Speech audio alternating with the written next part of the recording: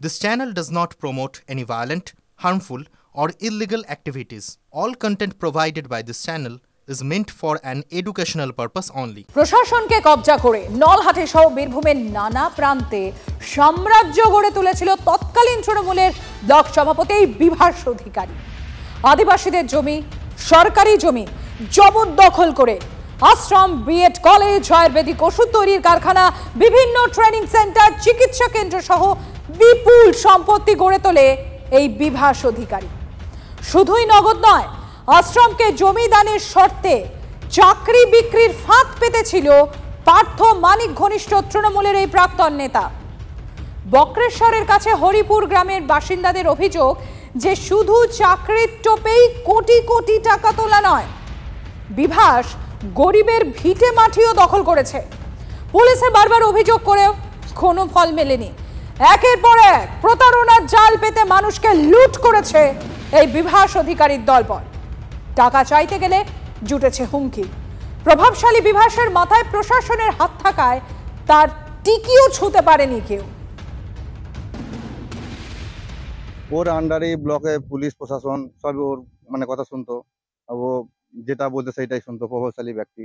এর আগে অন্য পার্টি করতেন, কংগ্রেস করতেন। তারপরে 11 সাল থেকে তৃণমূল সরকার যখন আসে, উনি একের পর এক তৃণমূলের মন্ত্রী নেতাদেরকে আনতে থাকলেন এখানে, এবং তাদের সাথে যুক্ত হয়ে প্রশাসনকে নিয়ে এই দুর্নীতি কাজ করতে শুরু করলেন। উনি হচ্ছেন ইন্টারন্যাশনাল চিটিং।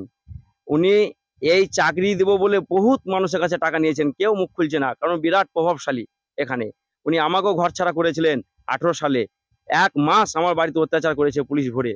আমার মাকে বলেছিল ছেলেকে মানা করো, আমার কাছে পিস্তল আছে, ওকে গুলি করে মেরে দেবো। আশ্রমে আমাদের জায়গা কিছুটা আছে, 1 একর মতন আছে আমাদের। আচ্ছা, সেটা বাউন্ডারির ভিতরে পড়ে আছে। তা ওটা কি পয়সা পেয়েছেন? না, 1 টাকা পাইনি। শুধু দালাল লোক নিয়ে এটা কাজটা করেছে বাউন্ডারিটা। আমাদের গায়ে লেগেছে, আমাদের কেনা জায়গা এটা, তা আমাদের কেন এমনি করে নিবে? ওদের টাকা আছে, সব কিছু বেটে গেছে। উপরে যাওয়ার কথা যা হবে, আমরা এই ঘর করেছি, আমাদের জায়গা দিয়েছে, ওরা এই দখল করেছিল। আমরা মাথা যায় মাথা নিয়ে নেবো বাস। ঘর বাড়িটা পর্যন্ত গুটি নিয়েছে ওরা, সব পড়চাগলা দেখে। এই ঘর বাড়িও বিক্রি করে দিয়েছে? ওই বাড়িটা জমি বিক্রি করেছেন, এখানে বাড়ি, গ্রামের বাড়িটাও সেইখানটাও এখন ওরা দখল করে বসে রয়েছে। বিভাসের জালিয়াতির পর্দাফাঁস হতেই তার আশ্রমের গেটে পড়েছে তালা। নলহাটির আশ্রম ছেড়ে পালিয়েছে বিভাসের সাকরেতরা। এই মুহূর্তে আমি দাঁড়িয়ে রয়েছি নলহাটির কৃষ্ণপুর গ্রামে। দেখাবার চেষ্টা করব ছবিটা, যে বিভাস অধিকারী যিনি গ্রেপ্তার হয়েছেন উত্তরপ্রদেশ পুলিশের হাতে, এবং সেই বিভাস অধিকারীর যে বিলাসবহুল তার যে আশ্রম এবং তে সাম্রাজ্য বানিয়েছিলেন এই গ্রামে, সেই ছবিটা দেখতে পাচ্ছেন এই মুহূর্তে, যে কিভাবে তার সম্পত্তি প্রতিপত্তি বেড়েছে এবং একের পর এক সম্পত্তি জেলার একাধিক জায়গায় রয়েছে। বিভাস অধিকারীর ছেলে অর্ঘ্য অধিকারী, তিনিও কিন্তু গ্রেপ্তার হয়েছেন এই মুহূর্তে, এবং তার আরও এক ছেলে তিনি কিন্তু বহরমপুরে রয়েছেন, এখান থেকে পালিয়ে গিয়েছেন, এমনটাই কিন্তু সূত্র মারফত আমরা জানতে পারছি। শুধুমাত্র যে তারা পালিয়ে গেছেন সেটা নয়, আশ্রমের ছবি দেখাবার চেষ্টা করব। এই আশ্রম কিন্তু একেবারেই ফাঁকা, জনশূন্য, একজন ব্যক্তিও কিন্তু আশ্রমের ভেতর এই মুহূর্তে নেই। আশ্রমে সম্পূর্ণভাবে তালাবন্ধ করে দেওয়া হয়েছে এই আশ্রমকে।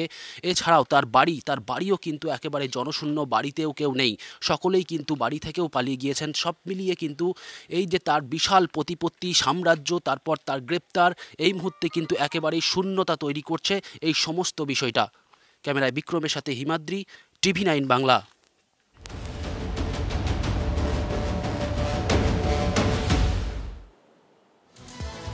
তৃণমূলের প্রাক্তন নেতা জালিয়াত বিভাসের কুকীর্তি ফাঁস করতে গিয়ে হামলার শিকার হয় আমরা, মানে TV9 বাংলা। আমাদের প্রতিনিধি সুজয় আর রজতকে বেধড়ক মারধর করে বিভাসের ছেলেরা। থানায় FIR হয়েছিল 2 বছর আগে, কিন্তু কোনো পদক্ষেপ করেনি পুলিশ। আর সেই বিভাস অধিকারীকে অবশেষে জালিয়াতির দায়ে গ্রেফতার করল উত্তরপ্রদেশ পুলিশ।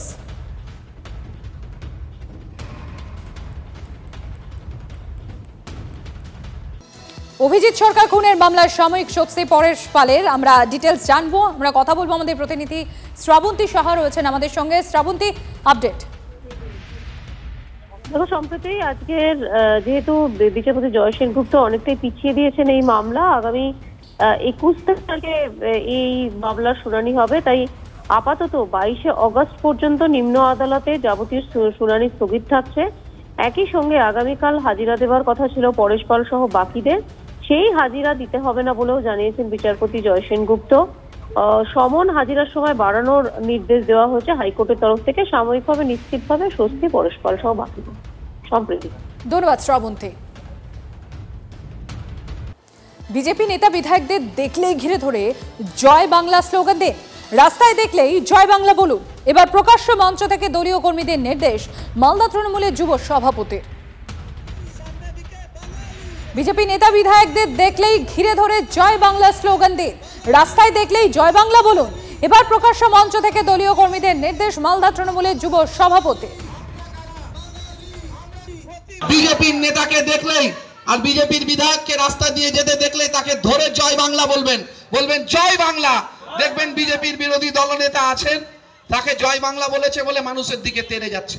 এদেরকে দেখলে জোরে জোরে জয় বাংলা বলবেন, কারণ বাংলায় থাকবে আর বাংলা ভাষা উচ্চারণ করতে এদের লজ্জা লাগে। তাই আগামী দিন যখন এরা ভোটের দরজায় আপনাদের কাছে আসবে, প্রথম আগে বলবেন জয় বাংলা। যে যেখানে যাবে, যে যেখানে দাঁড়াবে, বাংলার লোক ঠিক করে নিয়েছে 2026-এ কী হবে। সেই জন্য এপার বাংলা ওপার বাংলা জয় বাংলা যে যা ইচ্ছা বলুক, তাতে ভারতীয় জনতা পার্টির চিন্তার কোনো কারণ নাই। 2026 সালে মানুষ ঠিক করেছে ভারতীয় জনতা পার্টিকে সরকারে আনবে। আরো বেশি করে বলবো, এখানে বাধা কোথায়? দেশের রাষ্ট্রপতি জয় বাংলা বলছে, আমরা জয় বাংলা বলবো না? বিজেপি বিধায়ক আপত্তি কোথায় জয় বাংলা শুনতে? বাংলায় থেকে উনি কি শুনতে চাচ্ছেন? তাই আমাদের কর্মীরা ওনাকে দেখলে জয় বাংলাই বলবে।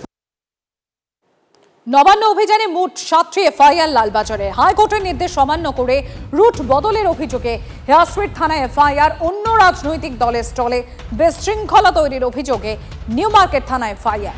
কনস্টেবলকে মারধরের অভিযোগে মামলা দায়ের। হকার্স ইউনিয়নের অফিস ভাঙচুরের অভিযোগে এফআইআর। সংবাদ মাধ্যমের উপর হামলার অভিযোগ সহ আরও 2টি মামলা দায়ের।